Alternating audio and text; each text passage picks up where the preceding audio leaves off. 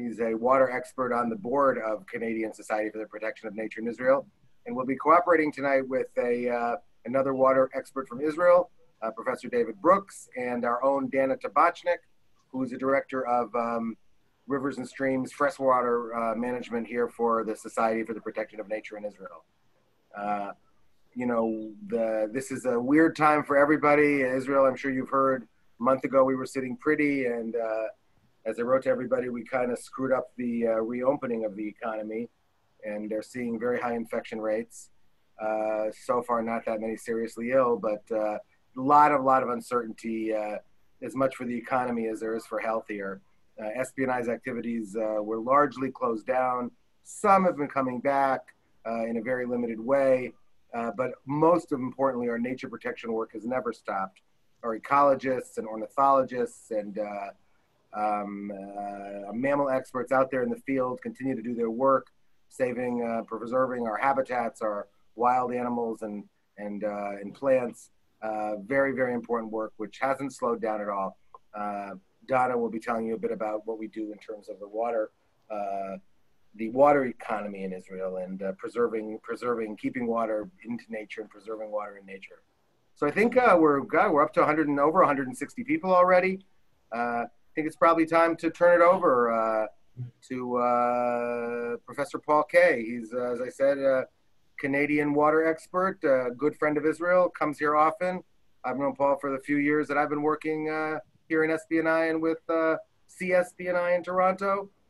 Always a pleasure to meet Paul. He takes me out to a good pub lunch when he meets me, so I always appreciate that. And later we'll be hearing from David Brooks and from Donna Tabachnik, and they will be introduced in turn. So thank you very much, Paul, and thank you very much, friends in Canadian SBNI, and thanks for all the interest from around the world.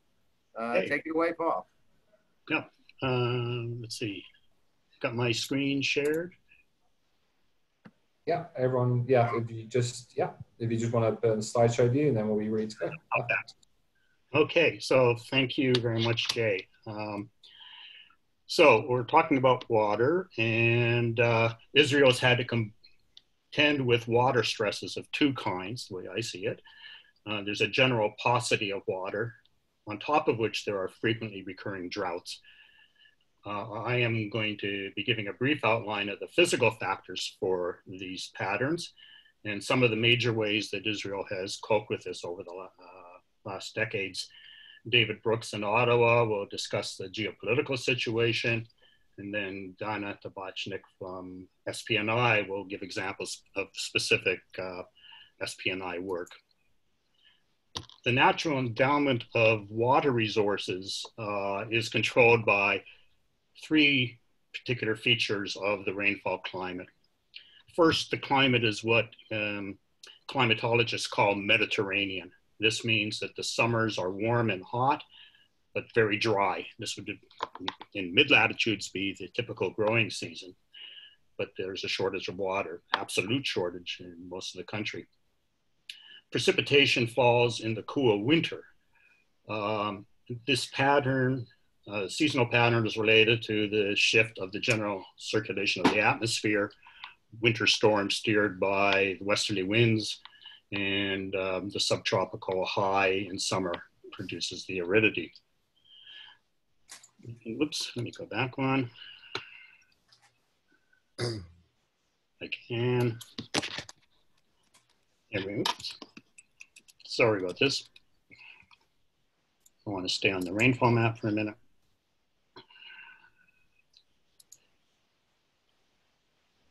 There we go. The first pattern is this extreme seasonality, wet winters, dry summers. The second is there's a very steep gradient of rainfall amounts from the extremely arid south. Beersheba is at the 200 millimeter per year line, which is taken to be the line of the desert. So the south half of the country and the Jordan Valley is essentially desertic. And then as you move northward across the small space that is Israel, you approach the Lebanese and the Syrian mountains, which are the very wet parts of the country. This pattern is does not match the locations of the major human needs for water in terms of population and agriculture, which are coastal and in the Central Hills and parts of Galilee, perhaps. But Beersheba at the desert boundary, there's agriculture there, but the water's not there. And the third major pattern, right, is that the annual totals respond to the variations in the frequency and the intensity of the winter storms that move across the Mediterranean. And there's an extremely large variability in the amounts. The long-term average, the red line shows the median, the average is slightly above that. The long-term average of rainfall is estimated to be approximately 1,400 million cubic meters of water a year, 1,400 million cubic meters of water. But there's extreme variability and there are frequent droughts, multi-year droughts, such as in the mid-80s, the early 90s, the turn of the millennium, around the late end of the first decade, and then more recently as well. So Israel's had to contend with that. David's going to talk about what this means in terms of the politics of the region, the water politics, and I'll come back to talk about how Israel has managed this. So David? Okay. Well, I think you can see from this map that there are lots of water courses and a lot of borders. Some of them are national, but some of them are between Israel and Palestine. But anytime there's water and a border, you're bound to have politics. And that's why we have this whole section on what we call political hydrogeography. We switch to the next slide, please, Paul. This one is just shows more Israel. And as you'll see, that lighter green color is the mountain aquifer, which flows in 3 directions depending on where you are. And every time it crosses from the West Bank into Israel. So these are at least as political changes, shifts as anything. Now, while I have that slide up, I better say what an aquifer is. Many of you listening may not know, but those are large bodies of underground water that moves generally very slowly and can take years and years to go from one end to the other, but through the rocks, and they have no concern whatsoever for whether they're crossing under a national border. Now, aquifers are critically important to Israel. Other than the Jordan River, almost all of Israel's important water sources are aquifers. Now, before going any further, I want to tell you where I'm going to end, because I think it's useful to know what the takeaways I'm trying to give to you are after my long time working on Israeli, Palestinian, Jordanian water issues. The first one is that water is one of the few relatively happy stories in the Israeli-Palestinian dispute. There is much more cooperation over water than there is conflict. And contrary to the popular view, this is common all around the world. Are there going to be wars over water? Not very likely. Almost no one predicts them anymore. Second, thinking now just of the Israeli-Palestinian area, there is no need to wait for a final status agreement, a peace agreement between Israel and Palestine. We can do that right now. It's closer than many people think. So how are we going to reach agreements when all of these borders are standing in the way? Well, can we go back up to slide 1, Paul? Let me answer that question by talking at several levels.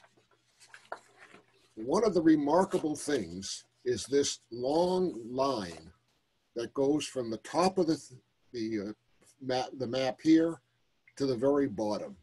That is called the Euro-African Trench. Now, it's really a huge break in the Earth's crust. When I was a geologist, we were trained to distrust any straight line in geography. It was bound to be something made by man, but not this one. This one is a purely natural feature. So let's go through the levels quickly. Now, at the international level, the part that deals between Israel and Jordan, it's one of the world's best, and I'm using the word very literally, the best water treaties ever. It's Annex 2 of that treaty is all about water, and it works very well. Why does it work so well? Well, one part is just luck. When you have a break in the Earth's crust of that dimension, not much water is going to go from east to west or west to east. There's very little flow around it. Sure, you still have to deal with the Jordan River, but that's done quite easily. Now, when they were doing that, Israel and Jordan came to agreement quite readily, and they completely ignored the Palestinians, which is a defect. But so far as the Israelis and Palestinians were, this still works well. At the national level, the best example we have is actually still the Oslo process.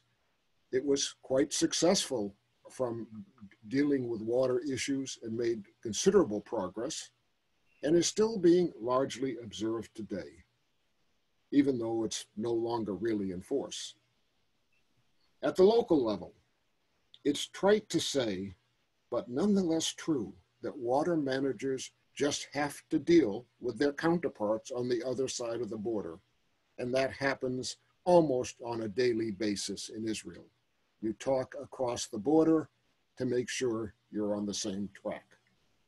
And finally, at the level of non-government organizations, EcoPeace is a good example with its Water Neighbor projects, and so is SPNI with their nature protection work in Israel.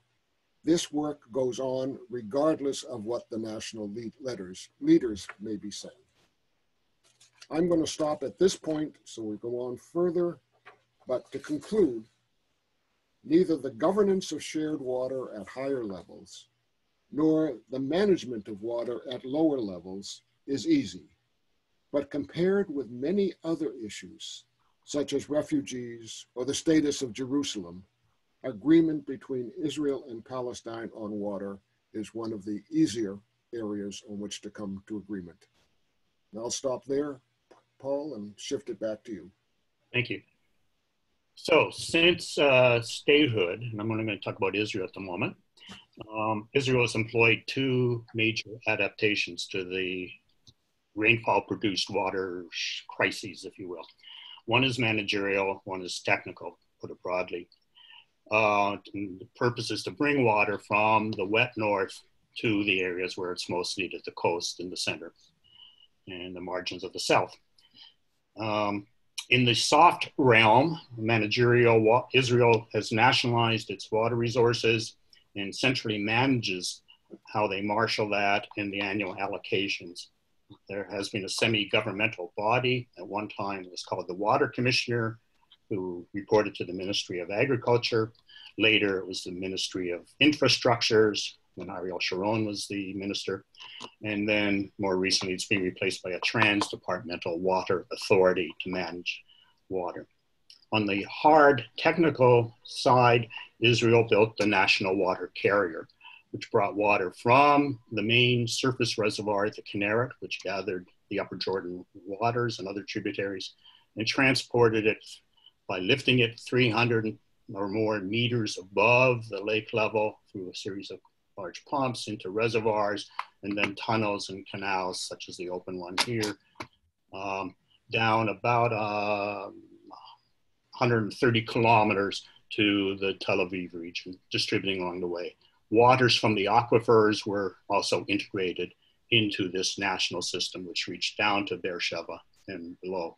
The Arava, because of geography, is much more local and not integrated into that national system. The control of water in the interest of nation building allowed Israel to keep up with growing demand due to population growth and improved standards of living. That's the red line here, which shows the general trend since 1990 of increased water use year by year.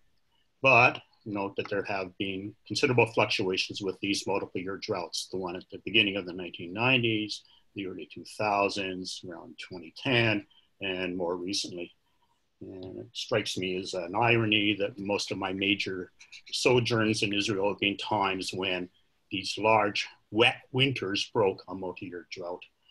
I should be invited back more often, I think.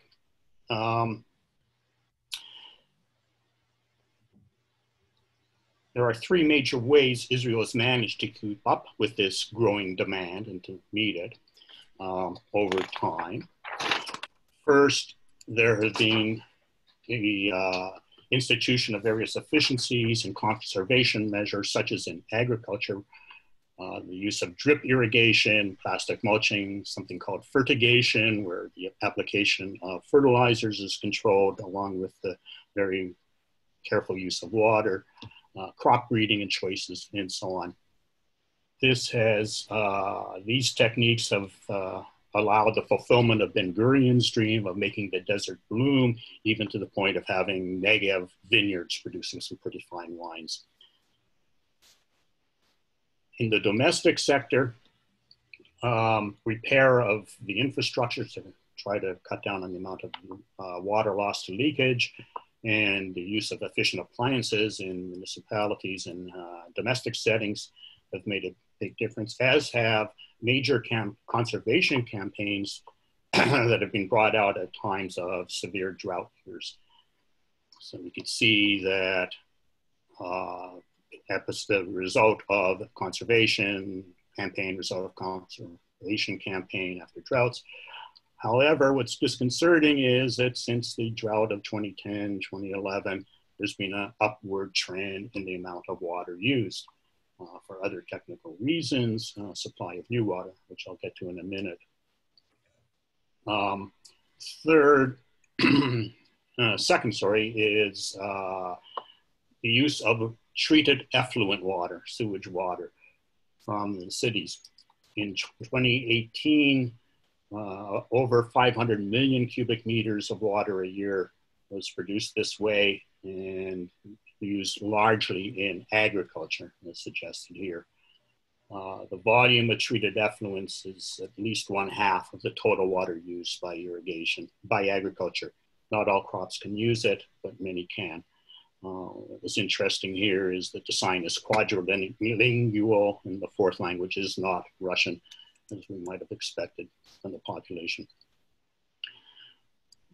Third, of course, is desalination. Israel is a world leader in the development and use of desalination technologies. Currently, there are 5 very large reverse osmosis plants along the coast. The 5th one is talked about for Galilee, and there is even talk about perhaps several more to produce another 300 to 350 or 400 million cubic meters a year. Now, there are issues around desalination. This is the plant at Hadera. Many issues that need discussion: energy requirements and the sources of that energy, infrastructure needs, the costs of that infrastructure, both of the plant and then the pipes to move the water, public-private arrangements, land use issues along the coast, ecological impacts, and on and on. These are topics for another webinar. Now, remember that I said that the natural endowment, rainfall, produces about 1,400 million cubic meters of water a year. Consumption has gone up in the urban area and in urban sector. Agriculture has been fluctuating, but more or less constant at its amount. Urban and municipal, domestic, industrial have gone up. So total consumption has gone up and is planned by 2030 to have gone well above 2,500 million cubic meters a year compared to the 1,400 that rainfall provides. So how is that possible? Well, recycled has been used more and more. Desalination has been used more and more. Use of the treated effluents has allowed agriculture to continue to use half or more of total water used. Desalination provides half or more of the water used in the domestic and public sectors, and it's planned to provide almost all in not too many years into the future. In effect, these two technologies have allowed agriculture to continue to use volumes of water it had grown accustomed to having, and simultaneously allows the growing domestic demand to be met. Now I'll turn it back to David for his comments, and then I'll come back.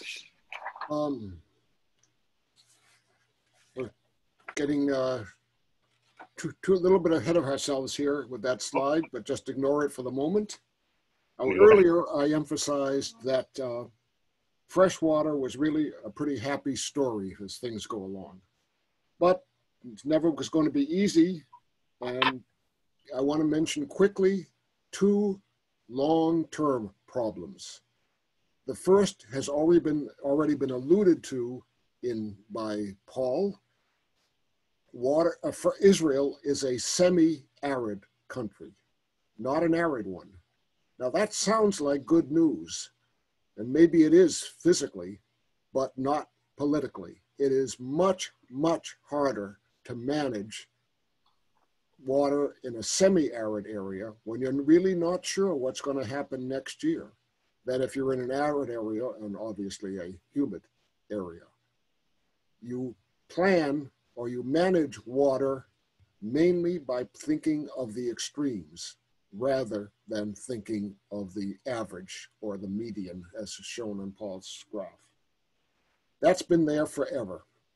The other problem that's long-term and has been there is political.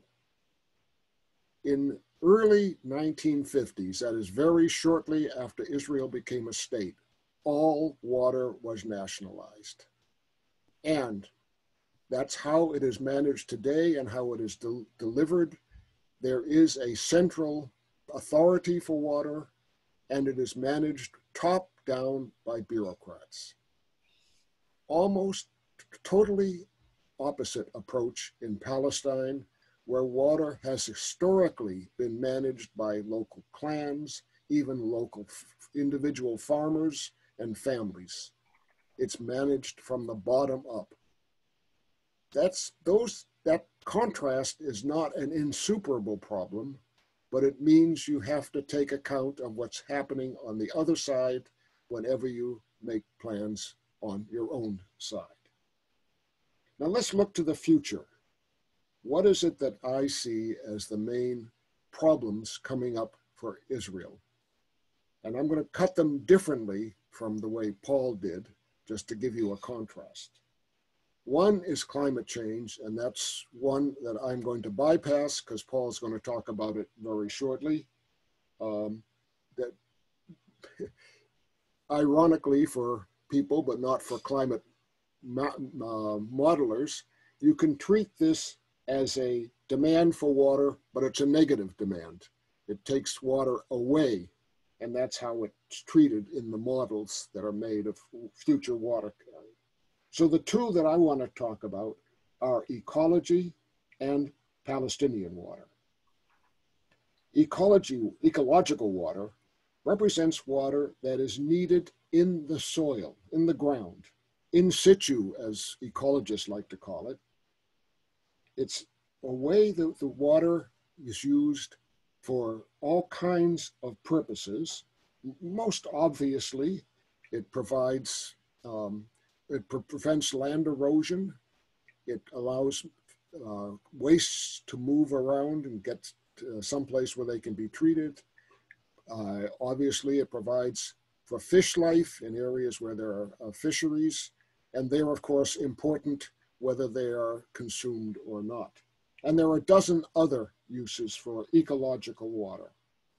Until a few years ago, Israel did not even have a category for ecological water.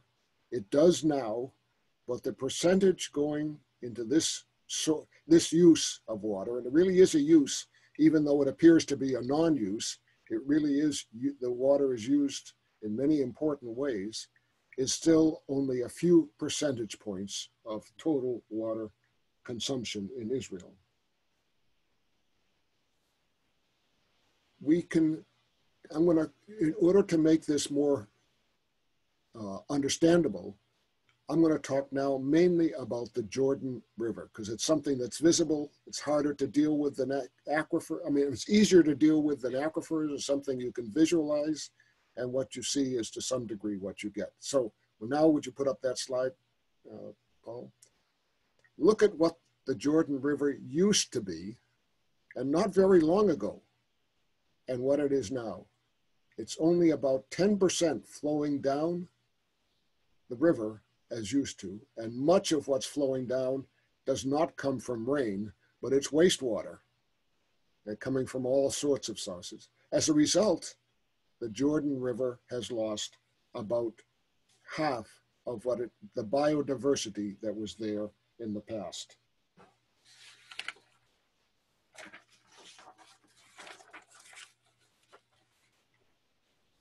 Now, let's take a look at the Jordan River. This is particularly for the Canadian. This is the Jordan River in a typical reach now. From a Canadian looking at that, it's a small river. It probably wouldn't even be on the map in Canada. But it's a very important source. When you're in a Middle Eastern perspective, that is an important river, and we have to keep it in charge. Obviously, most of this water the Jordan River comes from three sources, about half in Israel, in the springs in the north part of Israel, and about a quarter each from across the border in Lebanon. And if the border had been a few hundred meters north, that would have been an Israeli one, but it isn't. That border is a very fixed border. And the other quarter is on the Golan Heights, mostly in Jordan. That automatically makes it an international river. Let's go to the whole Jordan Basin now. Can we have the next slide, Paul? The Jordan Basin covers parts of five countries. I use the West Bank here as the term because, of course, this doesn't to deal with Gaza's water. And by the way, we've been ignoring Gaza's water the whole time, but that's because it takes a whole separate webinar to deal with the Gaza Strip. It's more complex than it looks. As you can see, yes, the basin is mainly Jordan and Israeli, but Syria, West Bank, a little bit from Lebanon, that makes it automatically the need to have a multilateral kind of dealing with it. There are active multilateral agreements and work going on. They are moving toward agreement, except that Syria and Lebanon are not participating, partly for political reasons, and in the case of Syria, of course, because of total disruption of any politics of this kind. What needs to happen? How is this going to be managed? What sorts of things are managed? I'm speaking here now only of Israel. As Paul's last part of the talk emphasized, Israel has been enormously technologically innovative in water. We now have to bring that same level of innovation to Israel's politics on water. And I'll stop with that. Okay, thank you, David. Kinneret is, as we said, is still an important source of water. It supplies about 25% of the annual amount of water use, although the growing contribution from effluents and desalinated water has rivaled that. And there are people I respect, people who are very good thinkers on this, who say that the water economy is now decoupled from the variations of climate. Yet people in the country still follow very closely the status of the level of the lake from day to day or week to week. There's a graph of the last 50 or so years of Kinneret Lake levels. You can see the ups and downs of the seasonal variation from wet to dry seasons during the year. There are three critical markers in the levels of the lake. The upper red line is the level at which the lake would overflow the outlet into the Jordan River and cause coastal flooding on developments such as at Tavaria. The lower red line is a warning level that the volume of water that's being withdrawn threatens the amount that can be put into the national water carrier for the rest of the country. The black line is absolute. It's the level below which the pumps can no longer draw water out of the lake. So we see the annual cycle quite clearly, but we also see shown by the red line, the multi-year average, a decline in levels, particularly since the early 1990s drought, continuously down with a probably much more exaggerated variation between high and low periods. That black line has been approached or even reached 3 times in the last 50 years. You may know, if you've been following news of Israel over the past year, that it was an extremely wet winter. In 2018, Kinneret was very near the black line, lots of shoreline abandoned by the water, very shallow. Just 2 years later, this past spring, the level of the lake was very close to the upper red line, just within 2 years. Extreme variability. So it means that as an indicator of how well Israel is coping with managing those vagaries in climate, it's not done so well. What of the future? Climate change. The various projections indicate that the rainy season will be shortened, perhaps more rain in autumn and less in mid to late winter, reduced total amount of rainfall, increased probability of extreme events, both drought in terms of magnitude and duration, but also extreme rainfall events. There were a couple this past winter, lived through one during my brief visit. Warmer in all seasons, maybe as much as 3 degrees Celsius warmer, which would mean more evaporation. Flooding episodes and reduced recharge of groundwater and aquifers, reduced natural water available, but demand continue to increase because of growth of population and living standard. So if the large desalination strategies represent a high regret because they're expensive and they're centralized, big infrastructure, are there low regret strategies that would help Israel cope with this high variability and help it not live right at the edge of the maximum amount of water it thinks it can produce? Well, there are expanded use of water-saving devices, correction of leakage, increased use of gray water and wastewater, promoting rainwater harvesting off of roofs, water-sensitive planning, and so on. All of these would serve to provide a buffer so that the water economy is not always at the limit of supply or beyond it, as it seems to be, even with produced water, and would also allow more water to go back to nature. Currently, it's only about 1%, maybe as much as 2% that is allocated to nature. But these low regret strategies would give us a bit more buffer. And talking about nature, we'll turn it over to Dana to tell us what SPNI is working on.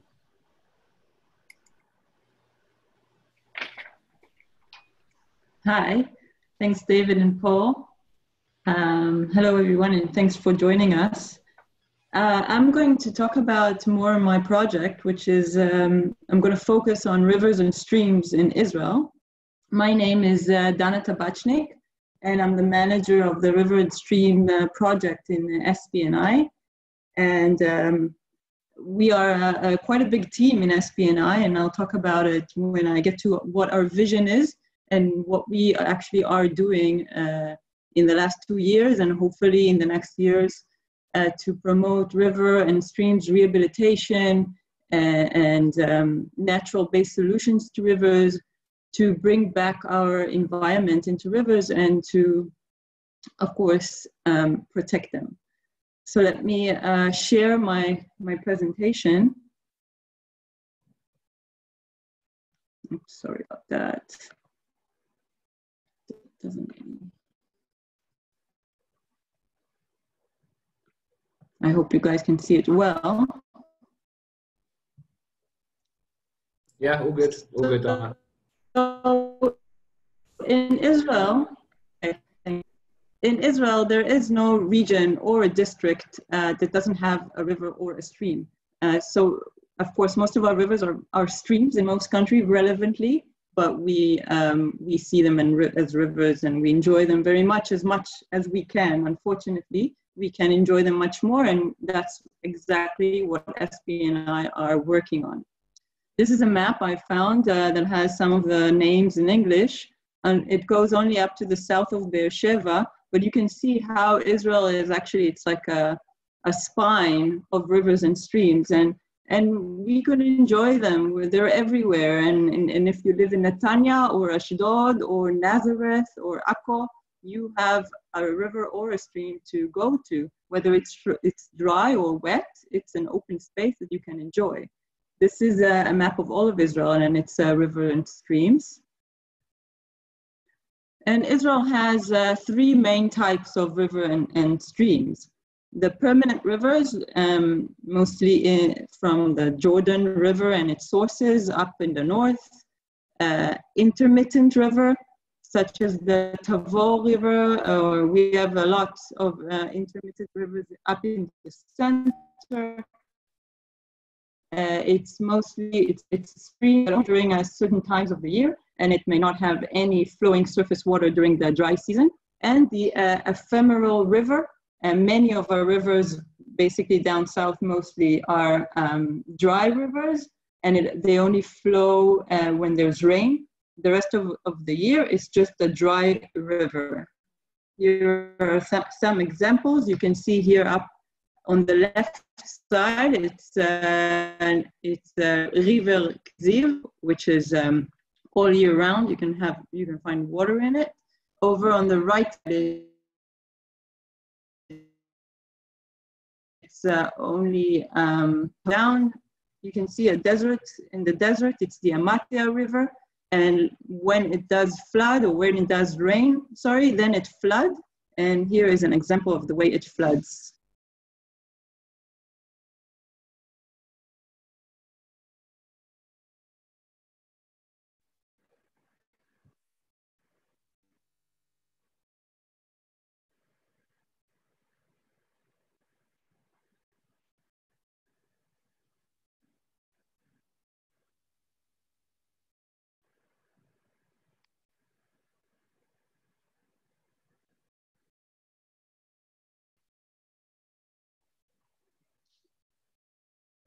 Sorry. Oops. Sorry, guys. Something happened. Yeah, your presentation stopped. Yeah, I know. Find it again. That's right. Sorry Yes. about that. Let's see.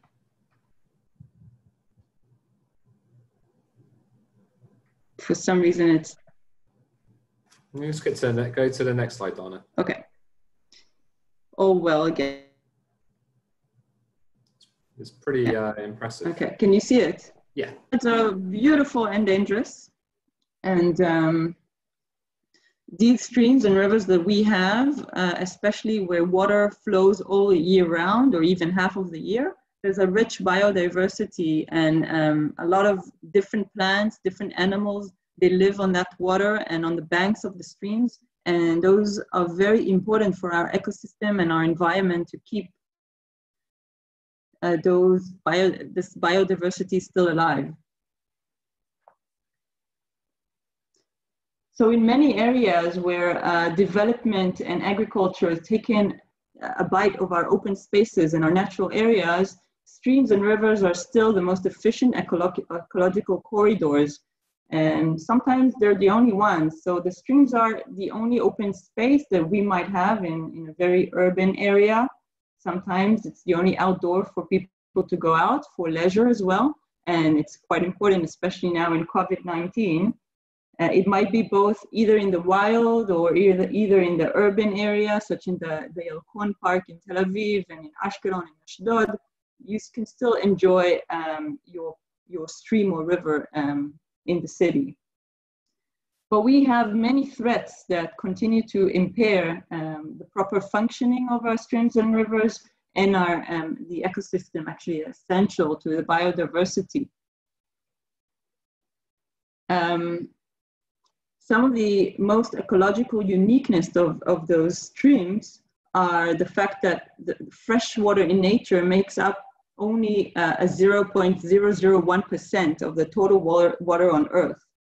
Yet in those rivers and streams, major habitats live,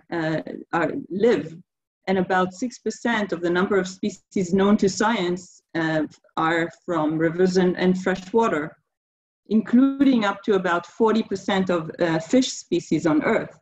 And especially in arid areas like Israel, the streams, and especially streams with water in it, are essential for the functioning of the entire ecosystem around them. So in addition, for being a center of nature and rich biodiversity, they also constitute a pipeline of movement and distribution to countless animals and plants, and they function as corridors. And those corridors, they conserve the ecological continuity in natural systems. So many species of animals, of plants, they live in those streams and they can move around with those, through those streams. And that's a very unique function of rivers and streams that we in Israel really need to keep, especially because of the overpopulated situation that we are in, the overdevelopment situation, the agriculture that we have. So the rivers and streams are still, in a way, are our savior for the corridors, and we need to keep them safe in order to keep other animals and plants and all the biodiversity that depended on them safe. So some of the species that we can find in rivers that are actually going extinct unfortunately, is this, I forgot how you said it, a mollusk called Corbicula consobrina. And when you see them in rivers and streams in Israel, you know of water is still not as bad as you would think. Unfortunately, the quality of water in streams in Israel is quite bad, except up in the north, I would say, and some streams in the south when there's only water from floods. But this type of mollusk, it disappears from our rivers and streams. We used to have them everywhere, but the fact that they disappear is also a sign of our bad quality of the water running in those streams. By the way, they play a very important role in filtering and purifying water in the stream. So that's why when we see them, they're very good indicators to the quality of water. We also have some mammals enjoying our rivers and stream, unfortunately as well. Most of our mammals enjoying them are not in a very good state in Israel. They're going extinct.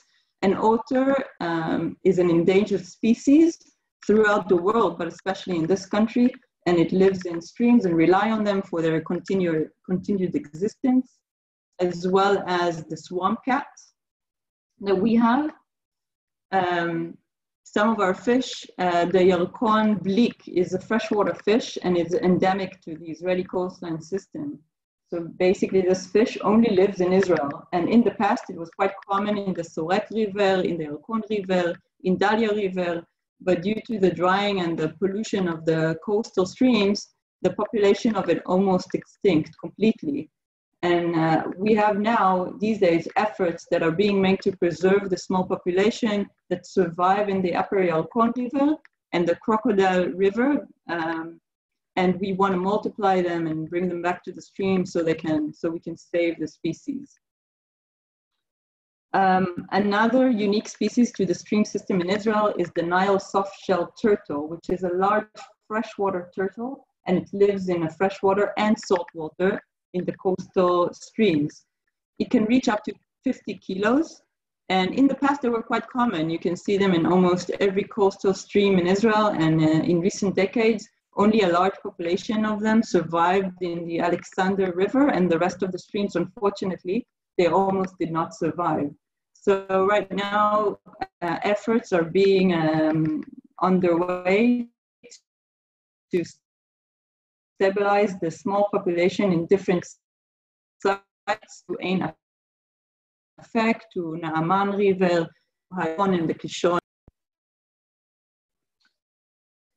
Another very unique species, we have amphibian species, and those amphibian species rely on their health, and they need healthy water and, of course, quantity of water to continue their existence. Among the 7 species of amphibians that we have in Israel, most of the most endangered ones are 2 species, and they also have tails. It's the fire salamander and this one, I forgot the name, sorry, the English name I forgot. I think it's called, the southern banded newt. And it's bred mostly in winter ponds that we have in winter time and in different springs. And we also are trying to preserve them through rehabilitation and keeping our rivers clean. This story of the Hula painted frog is a more optimistic story. The Hula painted frog is a very rare and endemic species, and it was first discovered in Lake Hula.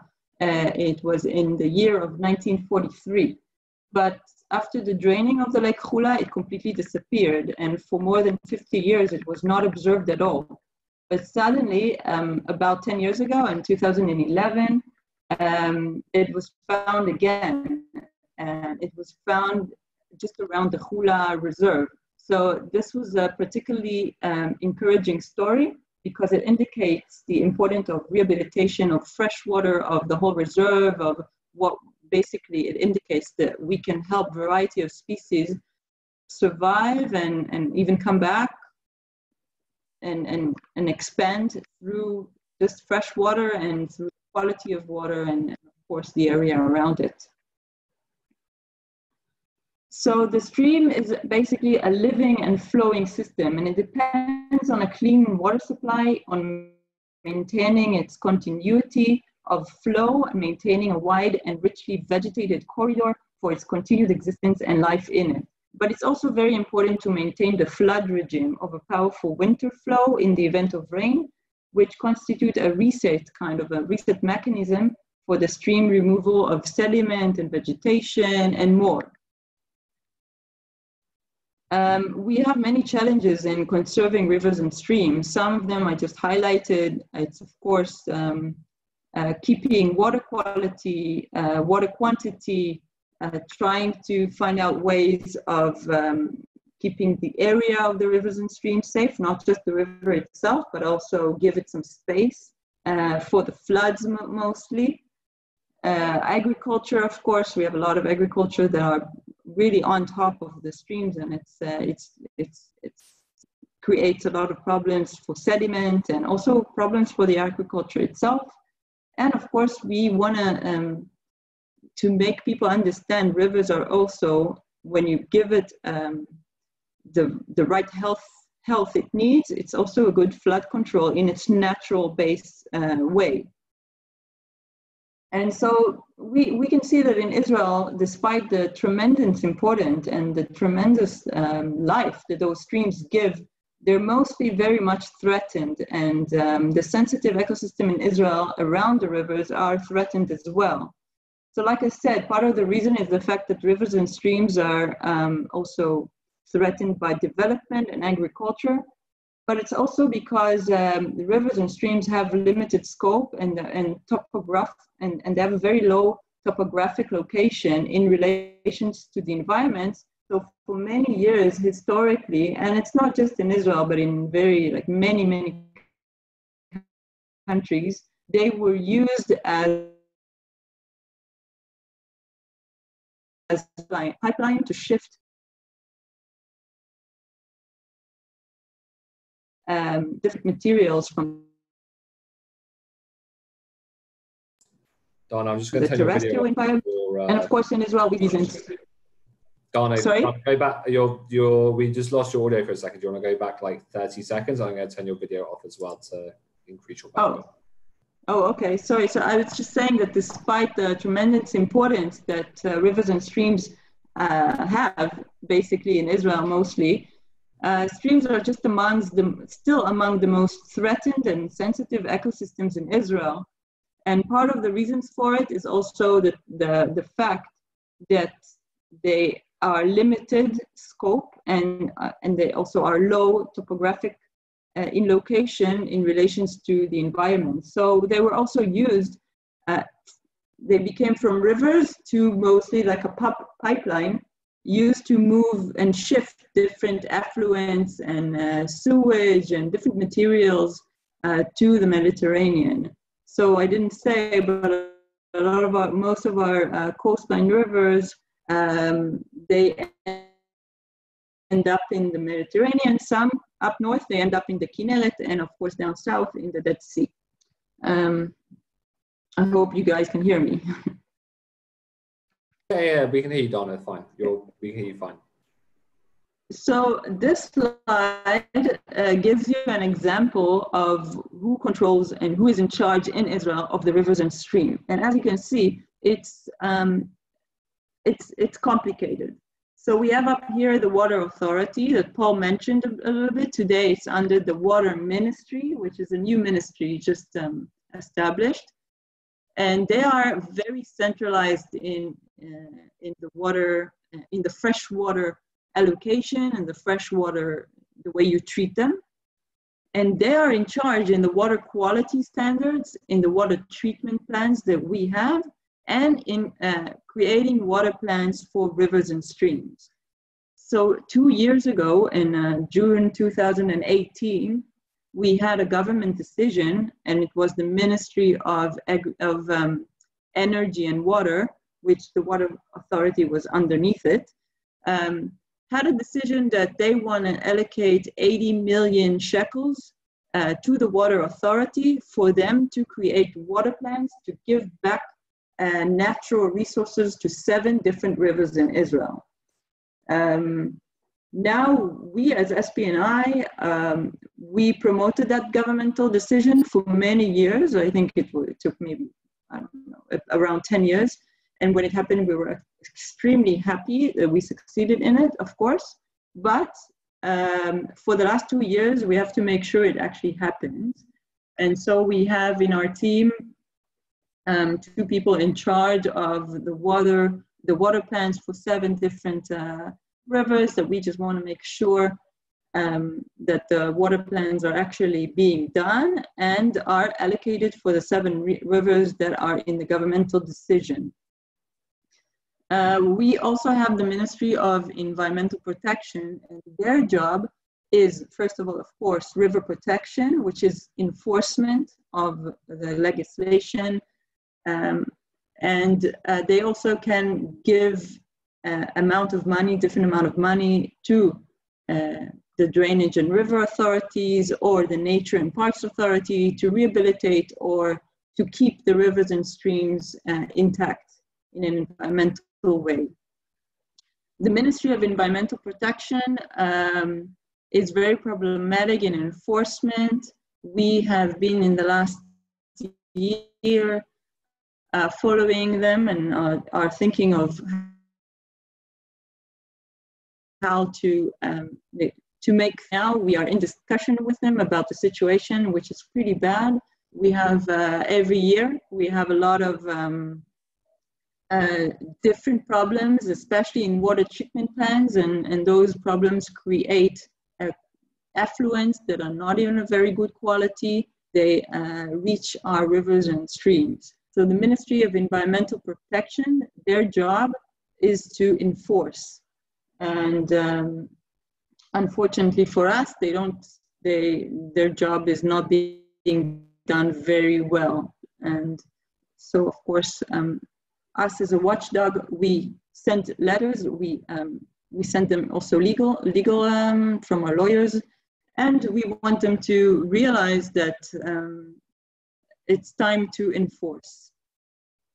The Ministry of Agriculture is in charge of the Drainage and Rivers Authority, and let me go to this slide. We have 11 different river drainage authorities. Their job is to protect Israel from floods, but also they have a job to rehabilitate rivers and streams in Israel, which sometimes doesn't go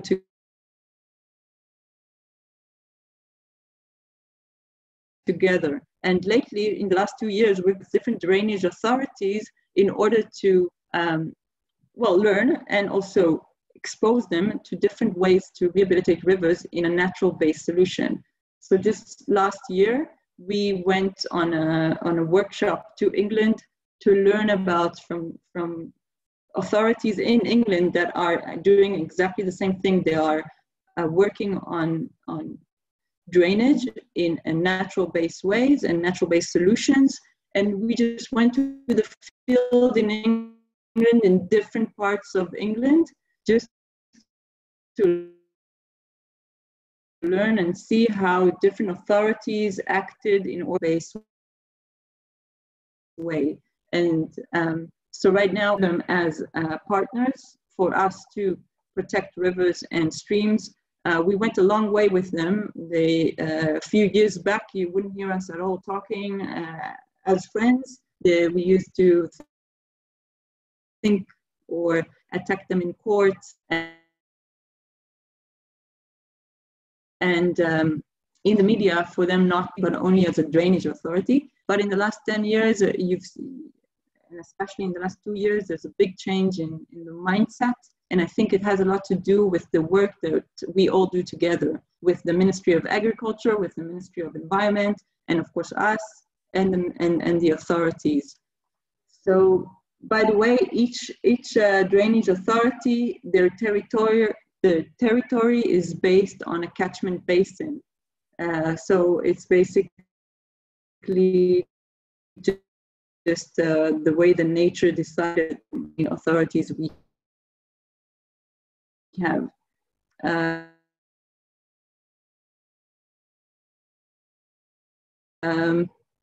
And of land use and the zoning plans, and which are extremely important. So in the last year, we've been working specifically with the planning administration. We've been lobbying for plans just for rivers and streams. We've been promoting guidelines of how to have a land use when there is a river or a stream inside the territory of the development area. And we've been working very hard on that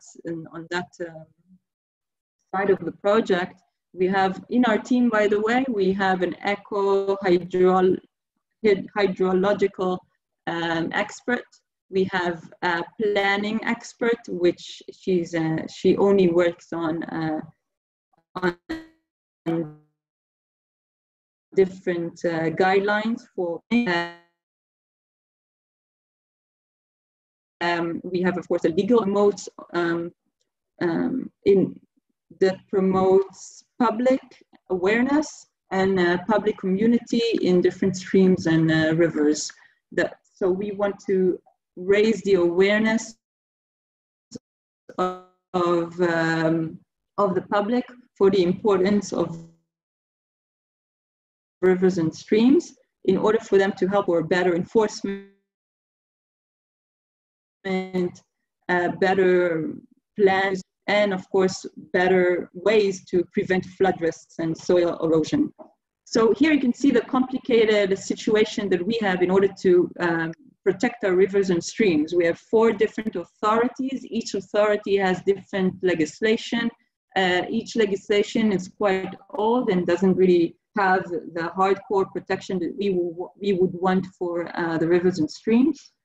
And so our project in SPNI is when we are 5 team members, we work on promoting different policy and regulation, whether it's changing the Water Act, so it does protect rivers and streams, whether it's changing the River and Streams Act, or even different agriculture regulations that we have now that do not consider their effect on rivers and streams. We have one person that is really on it and promoting on a daily basis guidelines for different planning and construction. And you would see by the end of the year that we have our own guidelines that we want to promote, but also lobbying it inside the planning administration. They adopt some of our guidelines. And we also promote within the Water Authority or on the side by the Water Authority guidelines for water plans to fulfill the government decision to allocate water to 7 different rivers in Israel. And we have a very strong project on community and public awareness. And we're going to work hard on especially on public awareness in order to help us promote all our policy and our planning and construction guidelines. So that's it. Thank you very much. I hope you have questions and I'm here to answer them. So please let me know. Thanks, Donna. I'm just going to actually invite Carl Carl Mandel, who's the chair of CSPNI, the Canadian Society for the Protection of Nature in Israel, to come and thank our host, because it's the top of the hour and I'm aware that people may be leaving us. And then after Carl has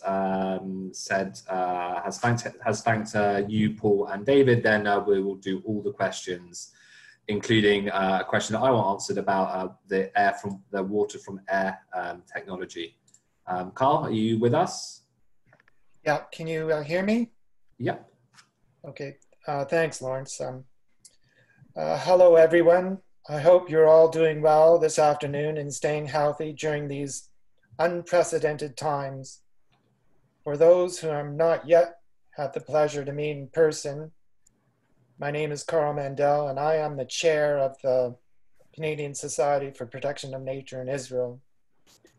The goal of the CSPNI is to raise awareness and funds to support the activities of SPNI in Israel, nature conservation, urban activism, promoting sustainable development and environmental issues, as well as developing educational programs in Israel. On behalf of the Society, I would like to thank all of our presenters this afternoon, Professor Paul Kay, Dr. David Brooks, and Dana Tabachnik. Your wisdom and knowledge is truly appreciated. I would also like to extend a large thank you to all of those who joined us for the webinar this afternoon. Without your continuing support, none of our work here at the CSPNI would be possible. And on this note, I'd like to, unfortunately need to, remind all of you that the CSPNI and SPNI's application for the protection of nature does come with a cost. However, despite the widespread economic downturn caused by the current global pandemic, we at the CSPNI and SPNI will do everything possible to continue fighting for the use of sustainable environmental practices within Israel. But we do need all of your help to do this. And I guess I welcome Jay Shoifet, who will discuss how you can get involved with the society. Thank you. And it was a great talk about water this afternoon. Okay, Jay. On that note, Jay? Yeah, hi everybody. I think the video is coming on in a second. Yeah. Lawrence? Yeah, you're on. Yeah, I just want to again reiterate my thanks to everybody. Fascinating talk. Learned so much, Paul, about the science behind the water situation. Um, David, the geopolitical aspects, and Donna, so much information on what SPNI does. I loved your organizational chart. As a policy guy, I thought we learned a lot from that. A lot of information all over the evening. Please contact to support us your local offices in Toronto and in New York. Avi just posted on the chat the email for CSPNI, aspni@aol.com, I believe. Lawrence will probably correct me on that. Again, we'll see you all. There's lots more questions that need to be answered, and I think that I will hope that we can get answers for everybody who we won't be able to answer live tonight. But Lawrence, why don't you take it away with the questions to our panelists for the 150 people still with us now. Thank you all so much for participating. It warms our heart here in Israel, and we really appreciate it. Cool. Okay, I'm going to start as promised with the question. There are a couple of questions about the new technology from the Technion about developing, I guess, taking out water from air. So do any of you have thoughts on that? Want to comment on that? Donna, David, or Paul? I'm sorry, that's something I don't know about. David? No, I don't think so. Donna? Sorry, no. I will say, because I did look it up, that I just looked up after I saw the question, is that it seems to be a technology which I guess takes the moisture that is naturally in the air and condenses it for drinking water. And at the moment it's very experimental, and they haven't quite worked out how to scale it up and make it energy efficient, and but theoretically it could be a game changer for for places around the world which have no access to fresh water, and one of these units could magically take water out of the out from the air and make it drinkable for people living in remote areas or places where there aren't safe water. I can just add, Paul. I've just got in the background the noise of our dehumidifier running in the living room of our apartment. So on a very small scale, it's taking water out of the humid air. And I take that and use it to water plants on the balcony. So maybe on a very small scale, I can see it. Scaling it up to large systems, that I don't know anything about. All right. I see a really great question from Judy, and I really want to ask it. So she says she sees many snails in her neighborhood in Jerusalem. Is that because she's living over an aquifer? And Donna, I'll throw that one to you. Sorry, can you repeat it again? Yeah, are there lots of snails in Jerusalem because Jerusalem is over an aquifer? I don't think so. I don't think it's the reason. So I'll have to get back to you on the reason, but not sure that's the reason, no. Okay, all right. I'm doing really well at asking you questions. There's a great question from Murray about generally about, I guess, agricultural exports and exporting water. So he says that he can buy his pickled cucumbers for $1.49, and they come in a can full of water. So what does that say about? Is that effective for Israel to be exporting our water? What can you guys say about that, Paul and or David? David, do you want to talk about virtual water? Well, I think exporting agricultural products from Israel is one of those innovative challenges that I think politics, the government has to really think about. Is that a worthwhile use of Israeli water? Because when you export a plant, in effect, you're exporting the water that was in that plant. It's called virtual water, but that's another whole subcategory of ecology, really. Mm-hmm. In my view, it's more dramatic with the case of oranges, which are not only a water-thirsty crop, but they also require relatively pure water. They're quite different from bananas in that regard. Bananas don't care much about the quality of the water, or at least not nearly so much as citrus fruit. And I'm very skeptical of Israeli as an agricultural economy. Now, if you say Israel has to be able to feed itself in case of dramatic change in the politics to an all-out war, yes, it's got to be able to do that.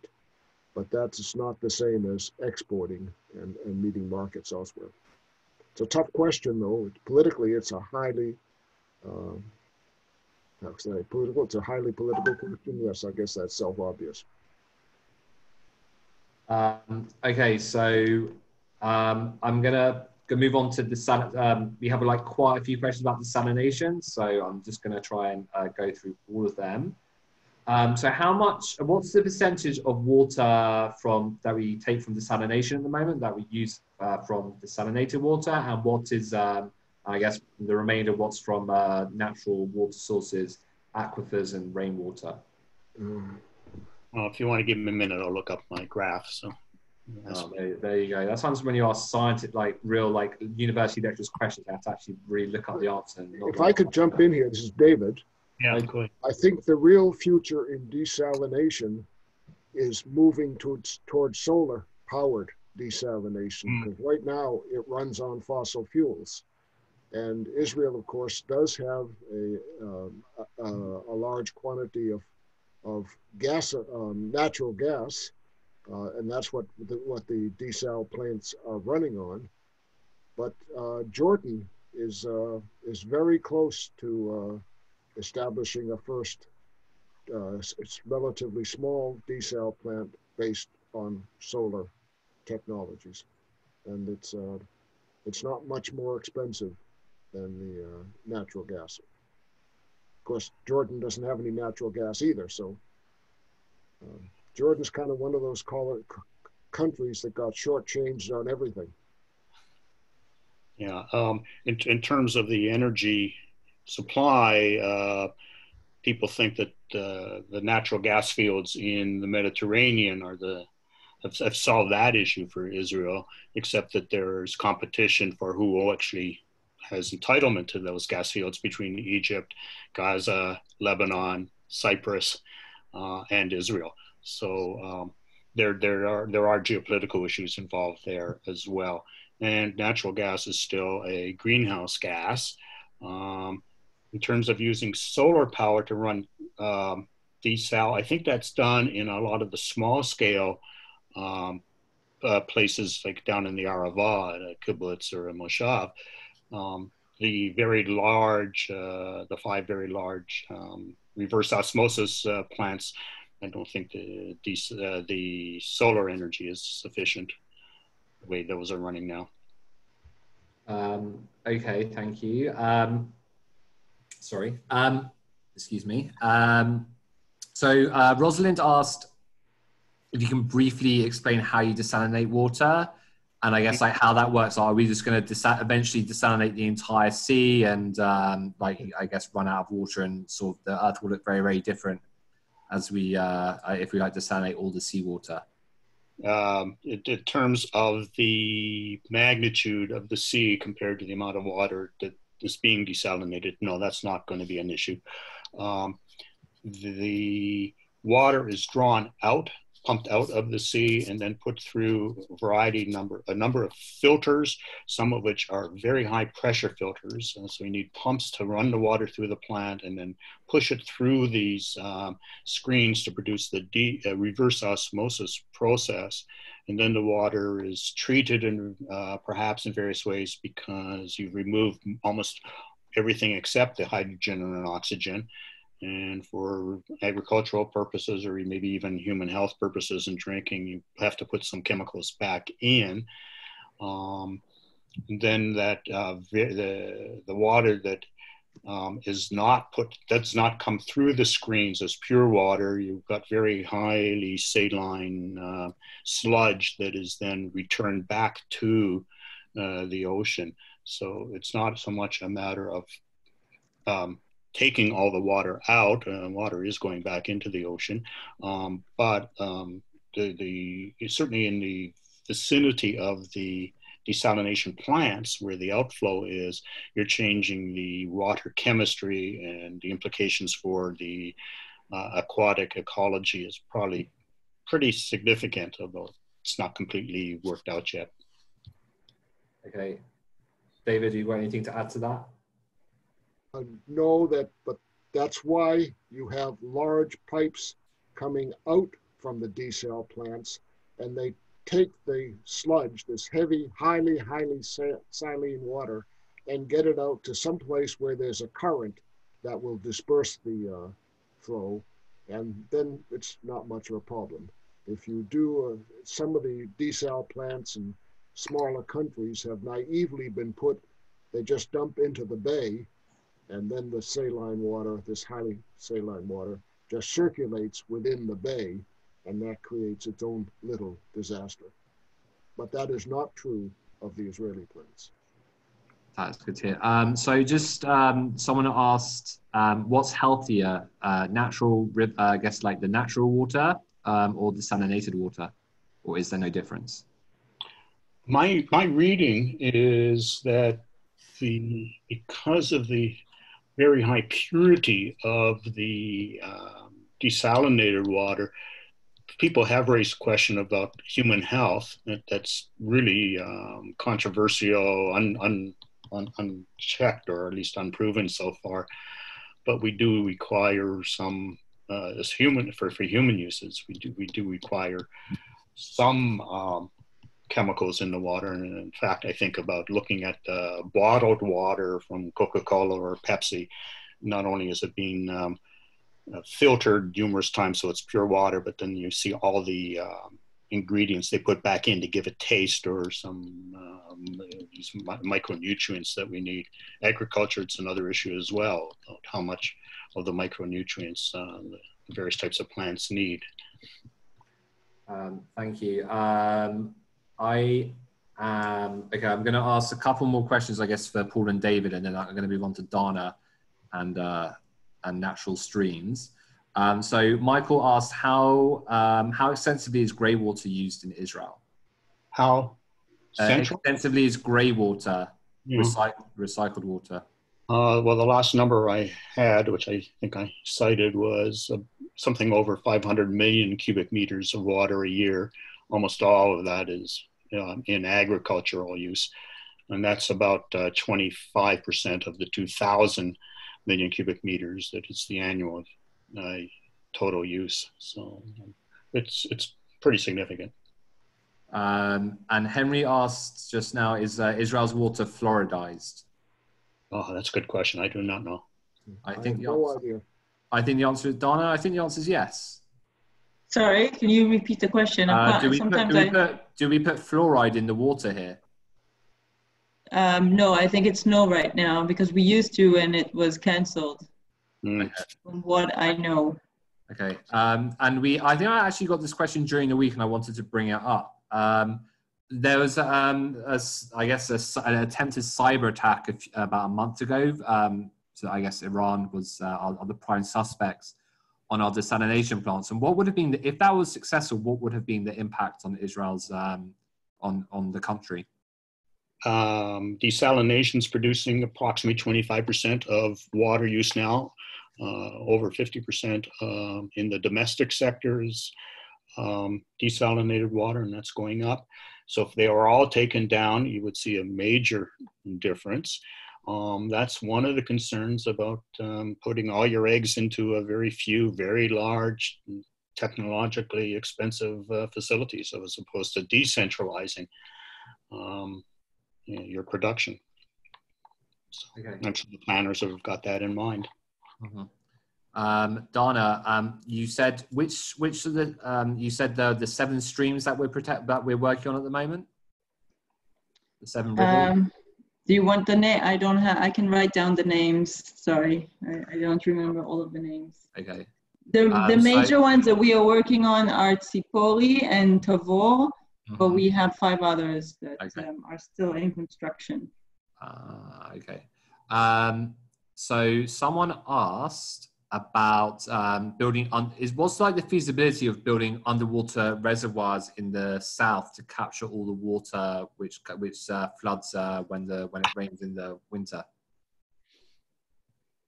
Would that be feasible, or are we better off just letting it stay in letting nature take its course? First of all, definitely it is feasible.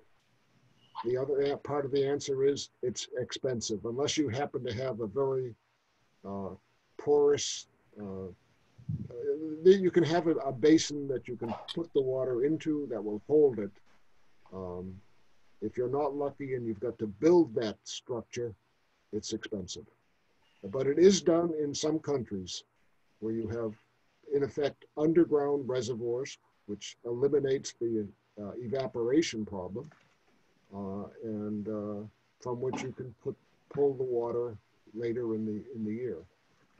Many of the Arab countries have experimented with this, some more and some less successfully.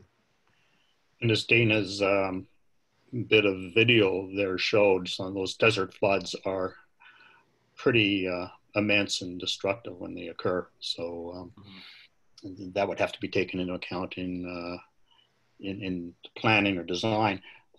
Desert agriculture in the Negev back in the times of Nabatean and so on, small scale, but certainly productive enough to satisfy the populations that were located around them. But it's not the same scale. Okay, so Donna is saying, Donna, do you want to say what the names of the 7 streams are? Sure, it's Betset, Ga'aton, Naaman, Tzipori, Kishon, Chedera, and Einan. Fair enough. So Donna, a question for you: what is SPNI involved in what's going on with the Ayalon River at the moment? I guess the redirection and the trying to increase the amount that it can, the amount it can carry in when there's a flood or lots of rain. Well, we are in touch with the drainage authority, the Yalkon Drainage Authority about it, and we do try to see if we can change some of the plans going on there, but it's basically a plan that is already filed and approved.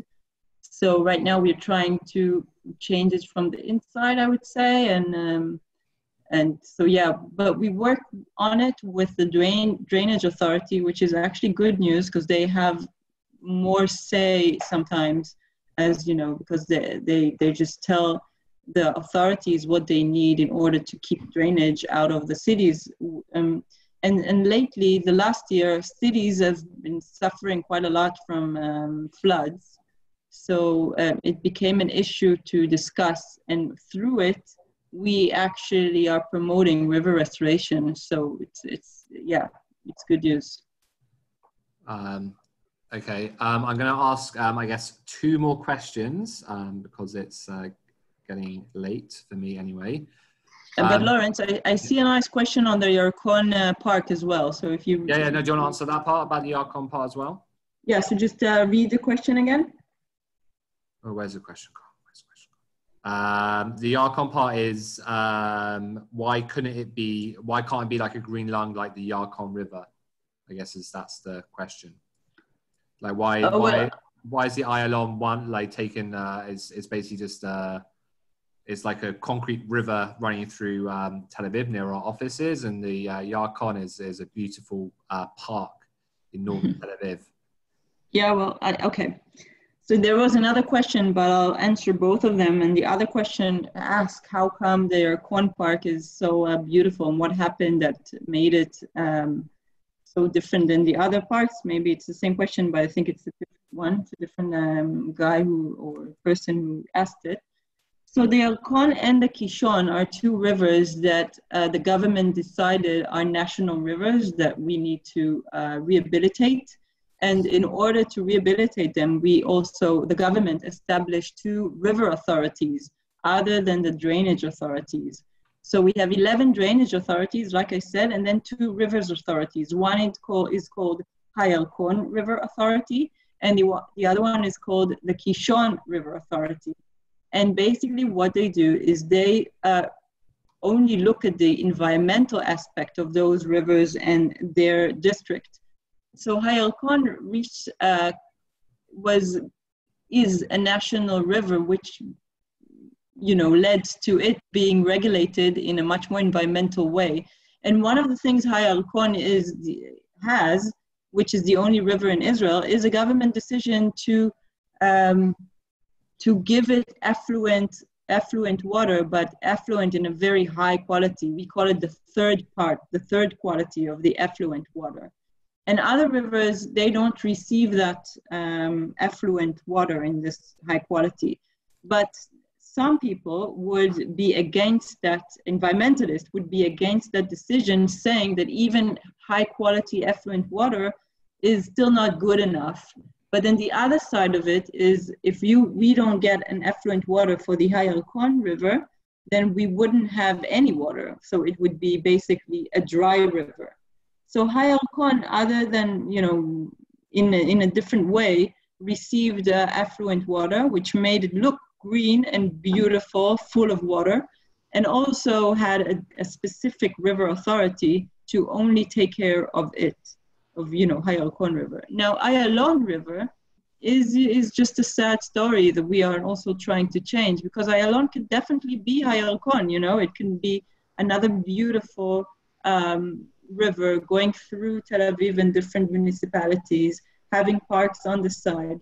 But Ayalon is unfortunately also on the side of our main highway, and it's being looked at as a place of a transfer, as another road, not as a river. And it's a lot of work to change it, but we are doing it for sure. And hopefully the Sharon Park will help the Ayalon River and will make it also another beautiful river in Israel. I mean, mostly streams, but hope it answered. But yeah, Ayalon River and the Kishon River are two really different streams and rivers than the other ones in Israel. And like I said, Hayalkon has a location of affluent water that other rivers don't get. Thank you, Donna. That was a great answer. Are there any other questions you'd like to answer that I haven't asked you? Let's see. I don't see any other question related to streams. Right, How come, Donna, I have one here that David Firth. Why do we allow the water of Ein Gedi to be used for bottled water rather than keep it for the ecology? We were very much against it, very, very much against it. Unfortunately, the Parks and Nature Authority allowed it to happen, and they reached an agreement with Ein Gedi for them to allocate some of the water to the river. But if they have a certain amount of rainfall that year, it depends on the rainfall and how much the river gets, then they can take some of it for their own use, industrial use. It's a business decision. It's definitely not an environmental decision.